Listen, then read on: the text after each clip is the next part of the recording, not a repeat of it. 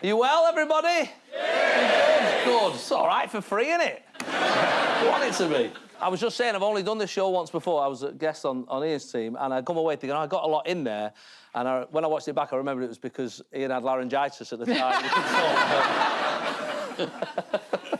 You're in luck tonight.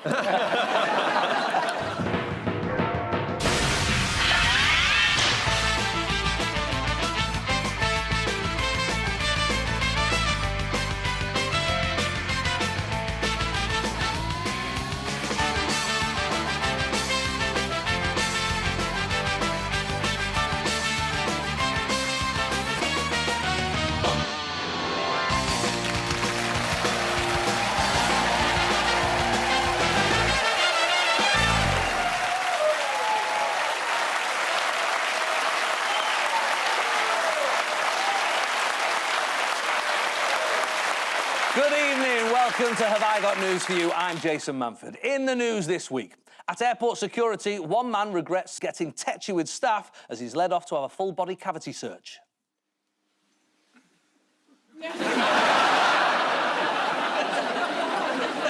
In Northampton, the culprit behind a spate of vending machine thefts is finally tracked down.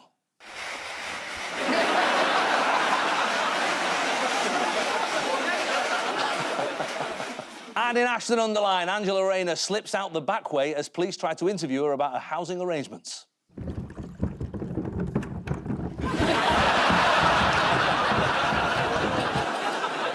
On Ian's team tonight is a comedian and former newsreader, one of whose earlier jobs was working at the same radio station as Katie Hopkins. It was his job to tell her when the sun had gone down and it was time to come out of the coffin. Please welcome Glenn Moore!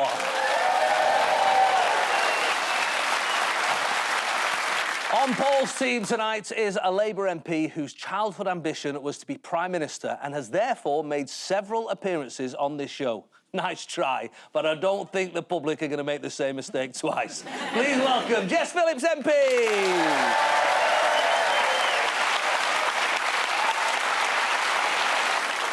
So we begin with the bigger news stories of the week. Paul and Jess have a little look at this. Prince, I can't stand colour red. Can't stand red wine. Yes, it's Prince Charles and Camilla. There's a colour red again. I can't stand colour red. Everywhere I go, there's a colour red. Why is this red? I can't stand colour red.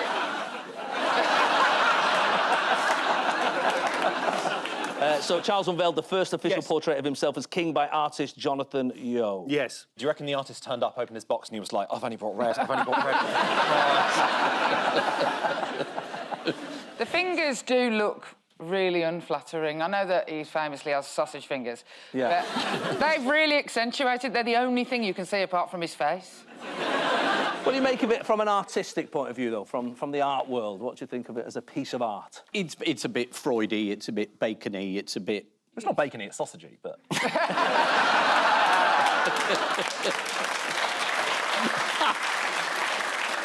They've been out and they've vox-pop people. They found out what the general public think. This is some people being bothered by a BBC reporter. Yeah, the red is quite disturbing. Oh man, it's pretty red. Looks kind of like a massacre or something here. It's very red.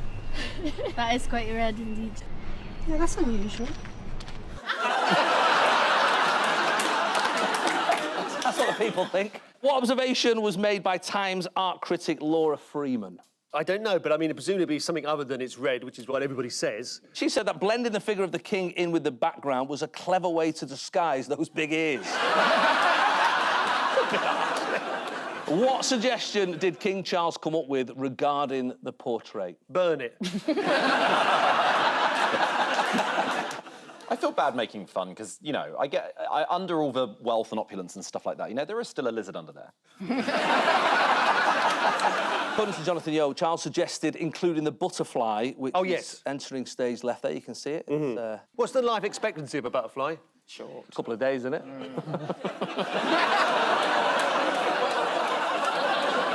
You did that. I didn't do that.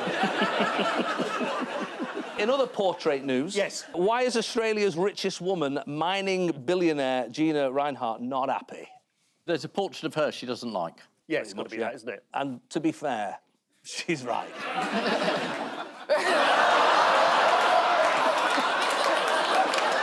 Wow. Back to the royals. What else has the king revealed this week? Oh, new warrants? New warrants, yes. Not for Prince Andrew, though. No, royal warrants. The winners and losers have been announced. Do you know which company had its warrants renewed? Benson and Hedges. Benson and Hedges, that gone as well? No, I don't know. I just assume. I just remember that had it. Oh, I see. I presume they're against that sort of thing now. I would say. Well, definitely Charles. I don't think Camilla is. You're not wrong. I think it's gone to Marlborough Light. Duke of Marlborough Light, probably. It's a company that possibly irritated the king at one point in quite... Oh, was it the Parker pen? There you go. The pen. Parker pen. The stinky ink pen. Yes. Here it is.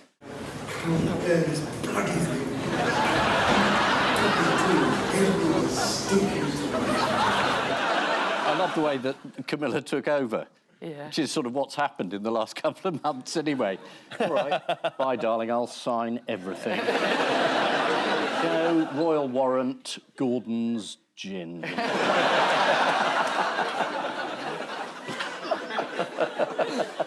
They've actually renewed the royal warrant on Parker pens. Oh, Camilla Parker pen. Hey, there we go. Thank you very much. Very good. Here's their letter of thanks.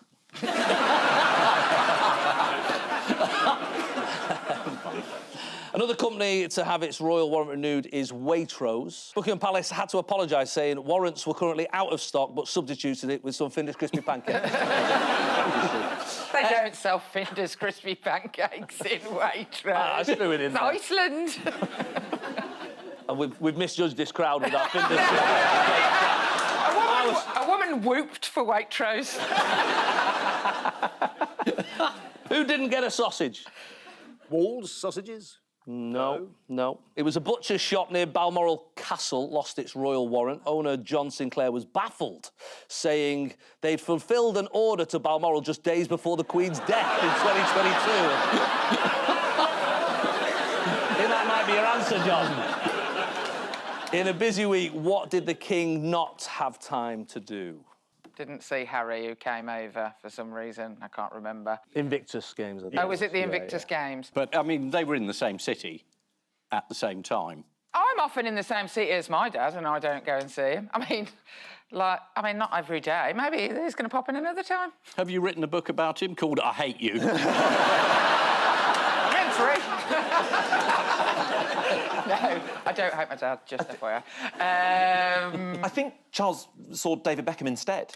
Yeah, that's right. Yeah, and no offence to my own son, I would do the same. And do you know what they chatted about? Was it football? Nope. Tattoos? I've got the Edinburgh tattoo.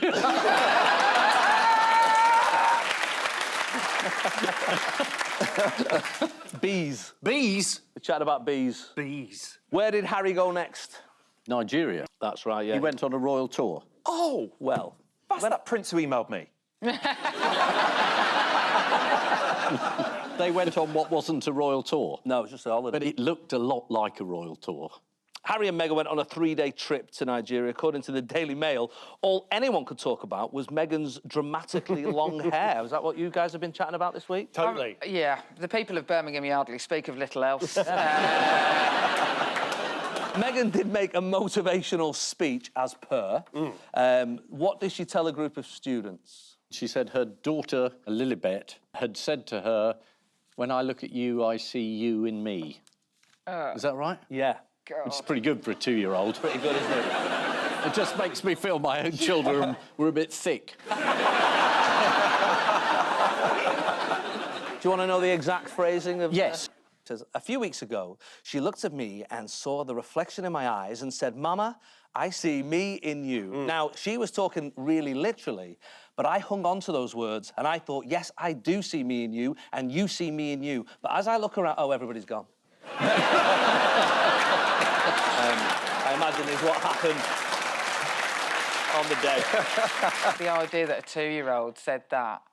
She said something with the word poo in it and then laughed. That's what happened. And if she didn't, then take your kid to see a psychiatrist. with them. I once made a Channel 4 TV thing with Jacob Rees-Mogg. Was it Naked Attraction? Yes, it was. I went to his home and his child was there, who is the same age as my youngest child. As I left my house, my 4-year-old was, he must have been a bit old, he was about 6, had literally got a bucket on his head and was running into a wall. And then when I got there, Jacob Rees-Mogg's son was wearing a suit and reading like a book this thick about ancient Romans. And that was at 6? Yeah. He's very slow. Finally, what did Sue and Judy get up to on a lovely day out at the British Library? Oh, this is the attempted attack on the Magna Carta, isn't it? Just stop oil. That's right. Something about how the Magna Carta stands for various freedoms and rights, and those freedoms and rights are being affected by the climate situation. But that's as much as I know.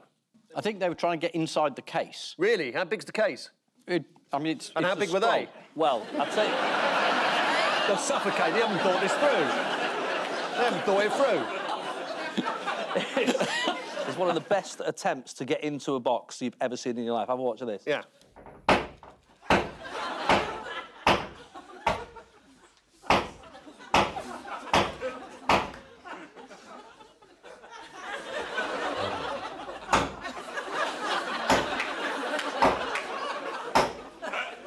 We must just stop oil. This is how bad pollution in London is. They're 30.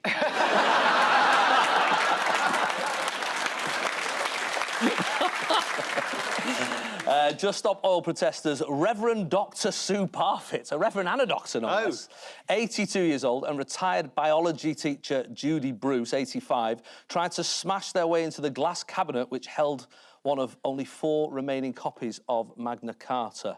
When that failed, they tried to glue themselves to the cabinet. And after that, they had a cappuccino and some carrot cake at the cafe. Lovely day out. Lovely day out. What was the plan? What were they going to do with the Magna Carta? Because actually, they look like the kind of people who probably respect like that sort of level of a historic document. Yeah, well, they look like they remember when it was written. That's pretty mean. I don't think there was much chance of them getting in, was there? No, I don't think so. I mean, security didn't look worried. That's true, yeah, you're right. He was the one filming it, I think. Yeah.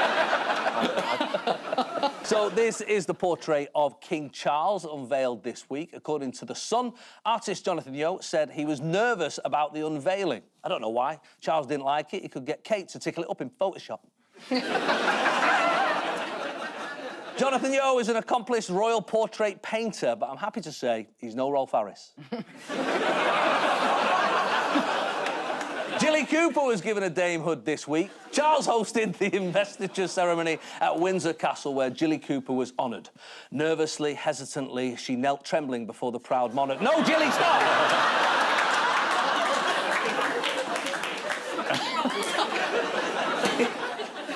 Ian and Glenn, take a look at this. That's some Tory voters just going through. And Rishi, or Keir Starmer's predecessor. Can see Keir's head, but nothing else. And that's the future. Rishi Sunak has got a new approach this week, saying if you don't vote for me, there won't be someone like me in charge when war breaks out. I think this is what used to be Project Fear. And he's now saying there's Russians, there's Chinese, there's North Korean, there's Iranians. You know, who knew? And therefore we should vote for him. Yeah, he said he was asked if the country would be less safe under Labour, and he said, in a word, yes. Just 4 words. I literally can't understand why he carries on. He's got loads of money and, like, houses all over the place. Yeah, so's Angela Rayner. Yes, it's the same. Angela Rayner and Rishi Sunak. Exactly the same. It's a principle, Jess. It's not about quantity. It's about honesty, dealing with these matters. The week you announce a tax fraud inquiry, one of the people isn't coming entirely clean about the tax. I'm just saying. He is coming clean about it. Why did you go so high then with your voice? Because I'm incensed. Yeah. He said, don't let Keir Starmer depress you into voting for him. Keir's going to actually excite you with his 6-point plan. Yeah, it used to be 5, but inflation, terrible. Here he was in full flow yesterday. If you can't pay your bills, if you can't buy a house, these are huge changes. That's a friendly little thing. That's a strong man we need in a time of crisis. Wasn't there an interview where Obama was being bothered by a fly and he caught it? Oh, yeah. Ben knows that Boris Johnson one where he then tried to chat up the fly.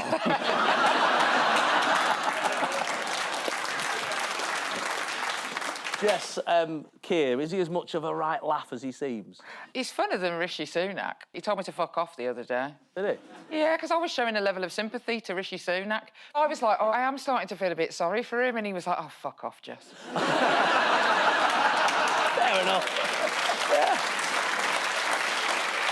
He did try a little zinger against Rishi in Prime Minister's Questions this week. He was planning to call him Tech Bro. Let's see how well it went. Mr. Speaker, he must be the only tech brother in the country who can't work a debit card or send an email. You want to die, don't you? Keir's not had a great week because Rishi Sunak has been able to make some quite good jokes about who is this completely awful person who's just joined the Labour Party, who used to be, you know, in the Tory Party 5 minutes ago. It does give you leverage. Was that depressing, Jess? Yeah, a bit depressing. Yeah. Anyone else you wouldn't like to welcome? There's no way I can do this without it being libellous. So... Good, let's go. It's for the room. I tell you what, I'll do it in Parliament because then I'm safe.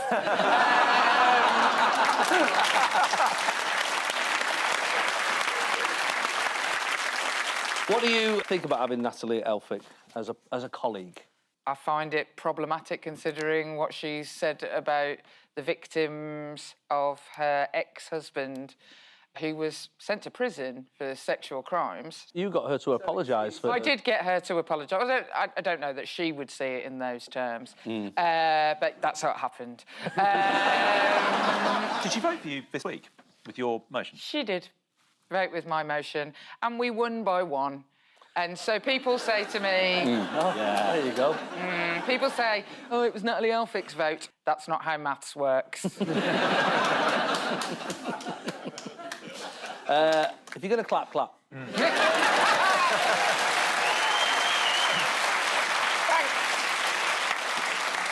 What is Rishi Sunak encouraging everyone to do? Grow their own vegetables. Grow their own vegetables. Vote Labour. He says we're becoming too reliant on foreign fruits and vegetables. So, do you want to play a little game? Yes, please. Yeah. The Mail produced a handy guide to what foods should be eaten if you're patriotic. Right. Oh. Red, white and blueberry. A big boo for no and a cheer for yes. Yeah. OK. That's what we're going to go for. So, here we are. Fried egg on toast and a glass of milk. Yes! Yay! Proper British. Yeah. Ham. No. It's boo. We don't... Danish. Is it foreign? Yeah, Danish. foreign. Avocado on toast. Patriotic or not patriotic? Boo! Yeah, exactly. Yes. Foreign. Foreign muck. When did we stop calling it an avocado pear? You're ruining my game. Oh, sorry. Yeah, let me just play this game. I think the producers got there before you. I apologise. King prawns? Boo, yeah, from Asia. Boo. I mean, I'm going to get cancelled for this. I can feel it. I'm going to get it just out of context. I'm going Asia. Boo. Anyway, I could play that all night, but I've got to move on. To show that the government do care about farmers, Rishi Sunak held a farmers' summit at Downing Street, where a couple of farmers were welcomed by a very sensitive security guard on the door. We've got a knock. Right. What, knock? Sorry? Okay. Hi guys, you alright? How you doing? Thank you very much. Just a hint, if you knock that loud again, I'll throw you out. Say that again? Not so loud. Sorry, we're fine. I don't care. Okay.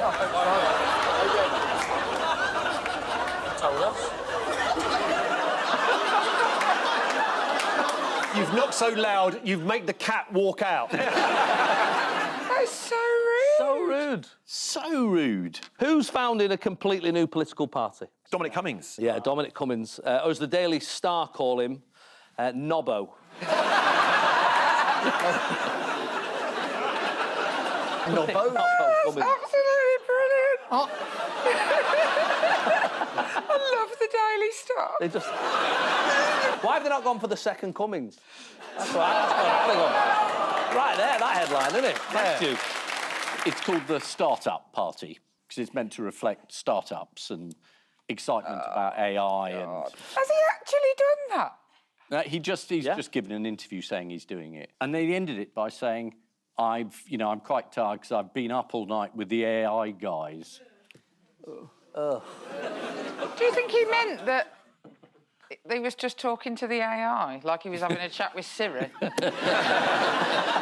Oi, Siri, who's the best person who ever worked for Boris Johnson? Nobbo. I don't trust a word he says anyway. I think he's so untrustworthy that when they interview him on the news, they should dub his voiceover with Jerry Adams.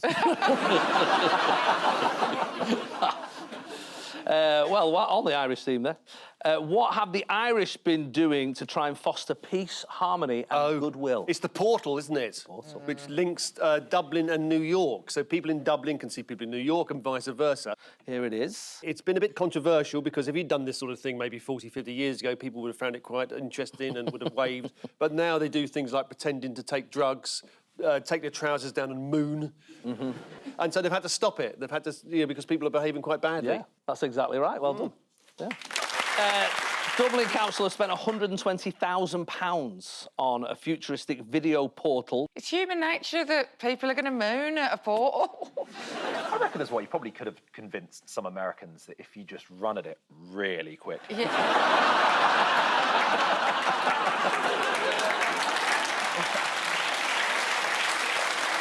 So this is Rishi Sunak starting his election campaign. Meanwhile, the Tories have been trying to undermine the defection of Natalie Elphicke to the Labour Party, with one source revealing Elphicke was considered for a government job first by Liz Truss when she became Prime Minister in 2022. Eventually, it was decided she wasn't fit for such high office, and nor was Natalie Elphicke.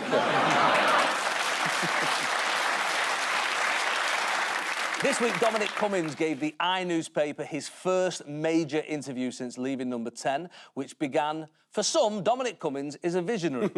Hang on, I thought his vision was terrible. Time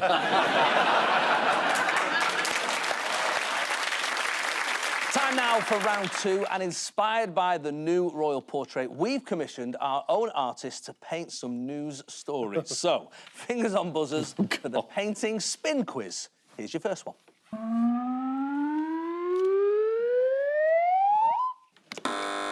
Oh, right, this is appalling.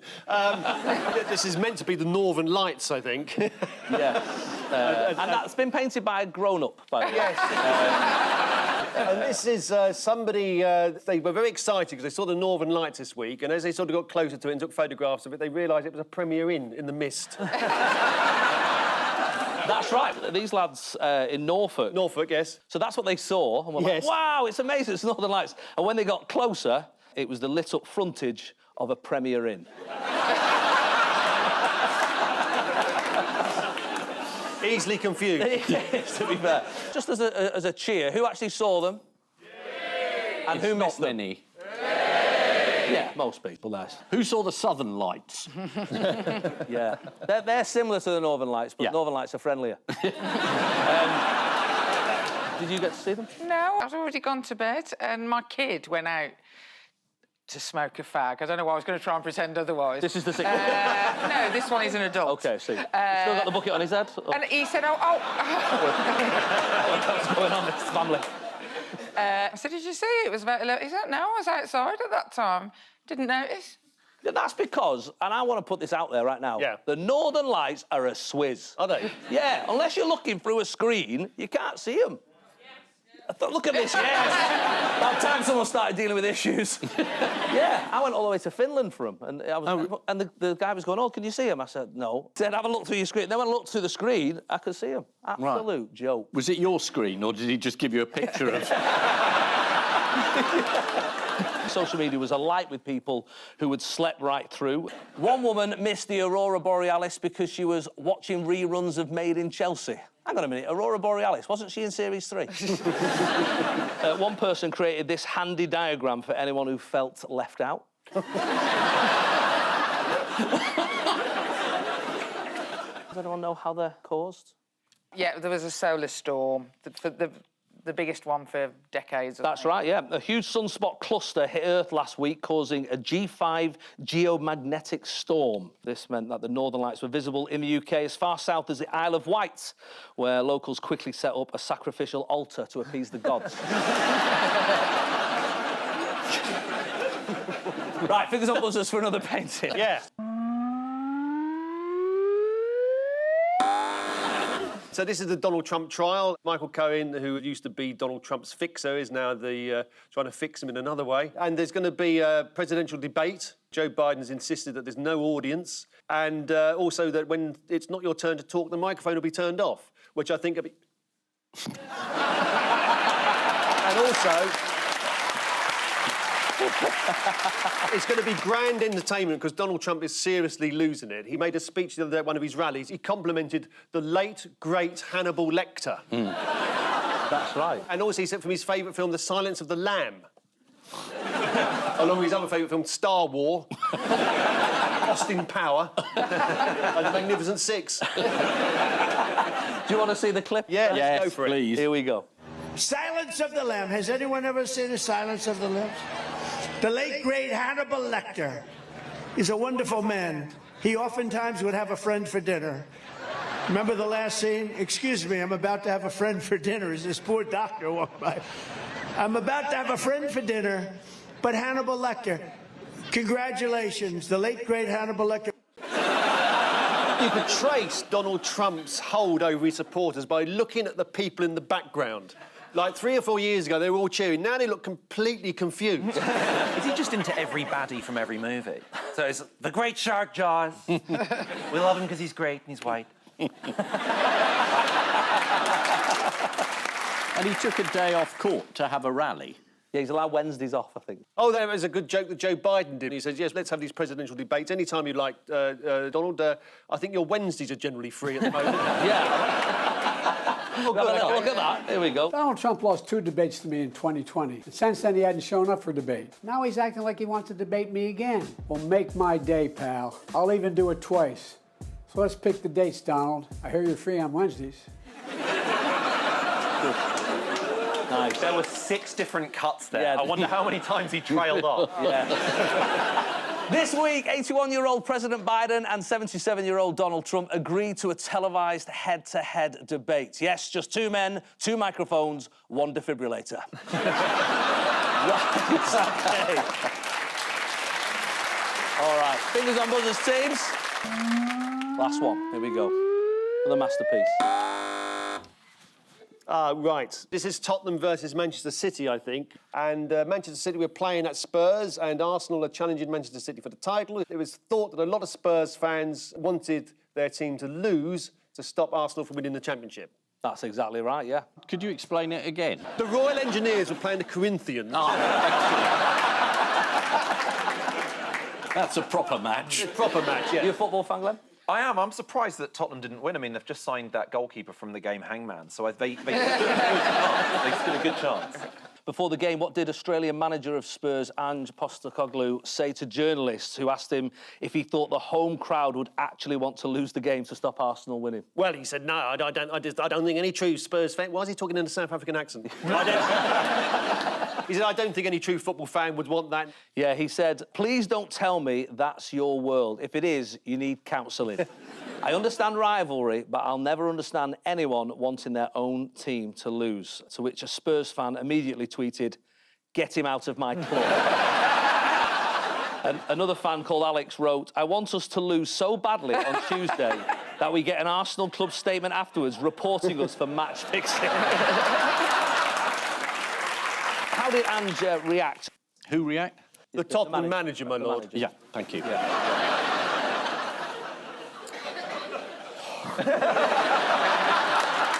No. Don't worry, Ian, we'll talk about the repealing of the Corn Laws in a minute. Yeah. Did he sort of shake his fist at the fans or something? Yeah, he had a go at the fans. He was still fuming afterwards. And he said, I think the last 48 hours has revealed to me that the foundations of this club are fairly fragile. The Tottenham fans switched allegiance from their own side to Man City, shamelessly supporting whoever seems likely to win. Who'd do that, eh?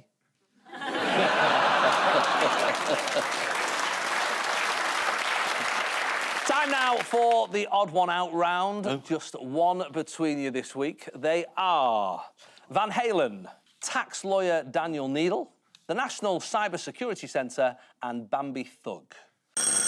Bambi Thug is a very well-known singer. This week. Who plays for Tottenham. No, she was on Eurovision. She was the Irish entry. Yes. And there was trouble. She had messages hidden in her tattoos. Oh, did she? She is There you subtle, go. isn't she? Yeah. Is that right? That is correct, yes. Well done. None of these people are MPs. Yet, I'm very much hoping Eddie Van Halen will... I think Eddie Van Halen's dead, isn't he? I don't think that would stop Keir Starmer.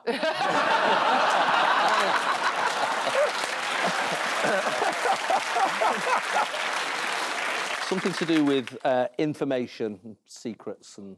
The guy in the top right, did he... And who's he? He's a lawyer. He's a tax lawyer, and he often goes on Twitter and breaks down the actual tax law for people to understand. He did like a prank involving red wine. Go on. It was like a way of checking if people read through like reading through terms and conditions.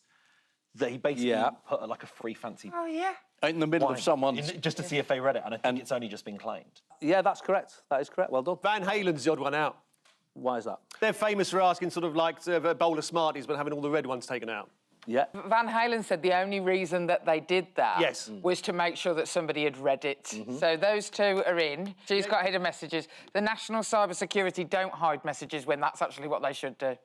That's it, bang on, yeah. Oh, yeah. Well done, yeah. There you go.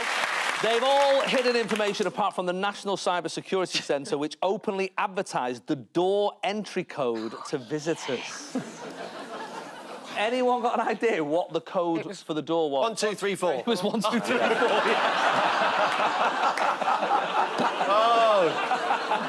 My husband, who worked on many building sites, said if you want to ever get into a building site, it's always 1966. 19, sorry. And what happened then? It's the anniversary of the Battle of Hastings. What are the top password choices in the UK, do you think? Password. Password's up there. 121212. Do you know what? It's not. Keep that. Shall we do the top 10 of most popular passwords in the UK? All right, here goes. All right, at number 1, it's 1, 2, 3, 4, 5, 6. Number 2 is 1, 2, 3, 4, 5, 6, 7, 8, 9. Number 3 is password. 1, 2, 3, 4, 5, 6, 7, 8 is in 4. QWERTY at number 5 for you letter fans. 1, 2, 3, 4, 5 is 6. 1, 2, 3, 4, 5, 6, 7 is 7. 1, 2, 3, 4, 5, 6, 7, 8, 9, 0. Sneaky. Let me in at 9, and then out of nowhere, it's football at number 10.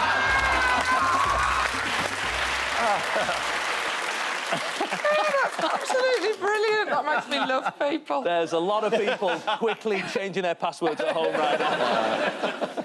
How did the security centre defend their actions? We're stupid. They said it's the code they give to journalists, as it's all most of them can remember. Fair play, fair play. So you're quite right. Dan Needle hid a reward on his think tank's website for anyone who bothered to read the terms and conditions. A 10-year-old bottle of red Bordeaux worth 35 quid. I found it says on my contract I won't bring the BBC into disrepute. Yeah, but you've never signed it, though, have you? Baroness Moe went after him. Yeah. Try and stop him saying that she'd basically ripped off the entire country and then taken the money and transferred it to a private family trust. Well, that didn't stop you saying that, did it? But well done. Rock band Van Halen demanded M&Ms backstage, but with all the brown ones taken out. It was actually a test. Lead singer David Lee Roth explained in his memoir, "If I saw a brown M&M backstage, they didn't read the contract. Guaranteed you're going to arrive at technical error." That happens to me as well. Does it? Yeah, and I got here today, and there's brown M&Ms in my room there. I was absolutely furious about it and just...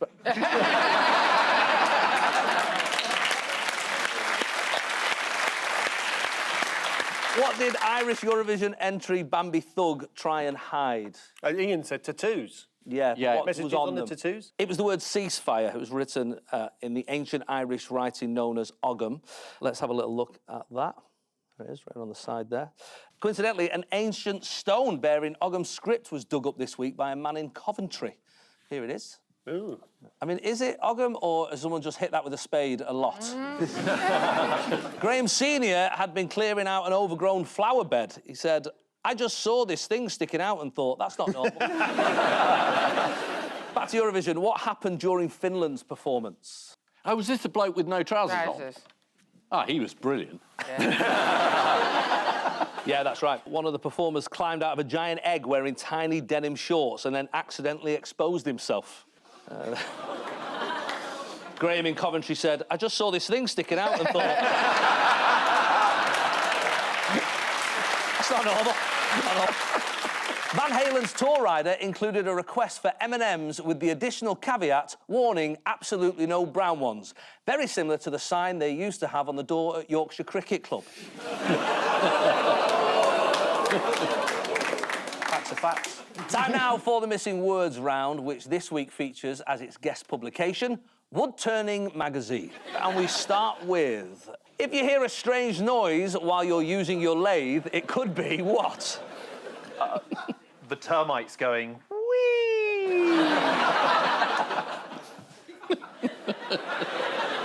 If you hear a strange noise while you're using your lathe, it could be your wife slamming the front door, never to return. The answer is a sign of a catastrophic mishap. Oh. The catastrophic mishap being you've taken up wood turning. Next one. British cheesemonger causes controversy after suggesting what? British cheesemonger causes controversy after suggesting threesome with two women who tried to steal the Magna Carta.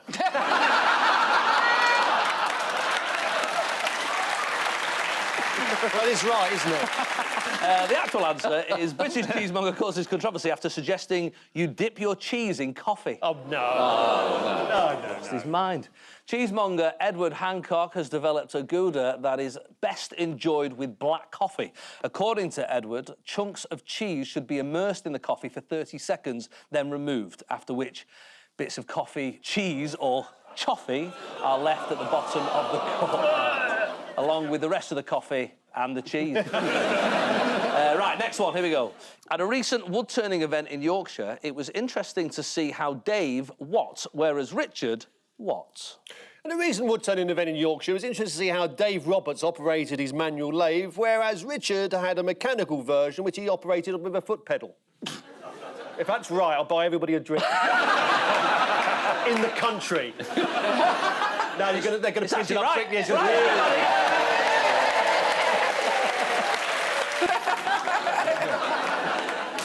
I'll have a double. Yeah. It's a recent wood-turning event in Yorkshire. It was interesting to see how Dave would always choose the largest tool he could get away with for a job, whereas Richard would always choose the smallest. Richard complained that during his demonstration he had to carry on even though he had terrible wood. Clearly a lot more exciting than it sounds, all wood-turning, doesn't it?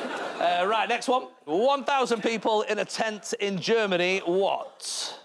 1,000 people in a tent in Germany, only 4 poles. Oh, fuck off! Oh, you sound like Keir Starmer now. 1,000 people in a tent in Germany turn up to watch finger wrestling. Let's have a look at this. Sure, you tend to put your feet. And to think they were once bent on world domination. Let's have a look at the next one. My second favourite thing about Glenn Lucas's wood-turning tool is what? The code to his shed is 1, 2, 3, 4. My second favourite thing about Glenn Lucas's wood-turning tools is his back-hollowing spindle gouge. Do you know, I wasn't going to get that. This is part of an interview with a top wood-turner who says, during the pandemic, I sat in my basement carving spoons because I didn't know what else to do to keep my sanity. Well, nice try, fella. Next up, if you're having problems with what, you are not alone. Paranoia.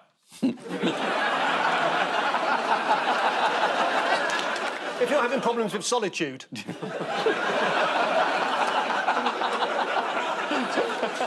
I'm not sure you're going to get it, guys. Premature adhesive solidification. Yeah. It's true. We've all been there. Yeah. We've all been there. Happens all the time. Nothing to be embarrassed about, that. No. Finally, your teenager is more likely to what than what? Be younger than you.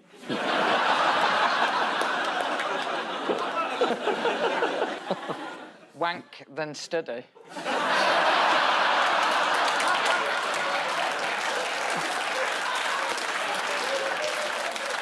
I'm the mother of teenage boys. That's all I can say. Well, that's it. Yeah, drag them into it. Yeah. That's going to be great for them in school on Monday, isn't it? They'll both have to go with buckets in the red. That is true. No, they could do both. The rise and fall of the Russian Empire.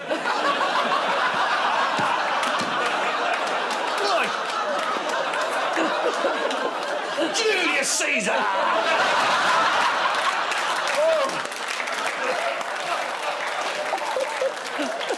Is it more likely to do... Oh, you're going to try and answer it now, are you? More likely to call you basic than a plonker. Oh, right. This is new research which suggests that old-fashioned insults such as plonker and pillock are dying out amongst the younger people. According to the research, also under threat is lummox, barnpot and blighter. Who, incidentally, were also the lawyers I used for my divorce. So the final scores are Ian and Glenn have 3, Paul and Jess have 8.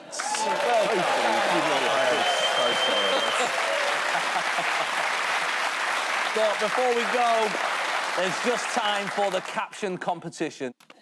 Oh. Don't look now, but the ashtray's taking the piss out of the way we look. You're a hedge fund manager as well. On which note, we say thank you to our panellists Ian Hislop and Glenn Moore, Paul Merton and Jess Phillips. And I leave you with news that after performing a successful sellout show in Paris, Keith Richards and Mick Jagger celebrate by letting their hair down at a local nightclub.